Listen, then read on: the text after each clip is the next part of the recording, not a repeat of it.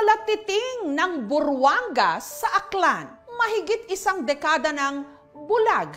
Pero isang araw na lang, bigla siyang nakakita. Taong 2008, nung lumabo raw ang kaliwang mata ni Lola Titing dahil sa katarata kung saan nagkaroon ng tila ulap sa kanyang mga mata. Nung sumunod na taon, nadamay na rin pati ang kanan niyang mata. May chance po siyang makakita pag pinalaser daw po yung mata niya. Pero nung andun na si Lola sa operating room, biglang tumaas yung BP ni Lola. Ayaw daw nilang i-rest kasi baka ano daw po ang mangyari kay Lola. Pero bakit nga ba muling nakakita si Lola na mahigit isang dekada ng bulag? Nag-i-scroll lang po ko noon, tapos nadaanan ko ang dami pong gumagamit, kaya naisipan ko bakit hindi ko pagamitin si Lola.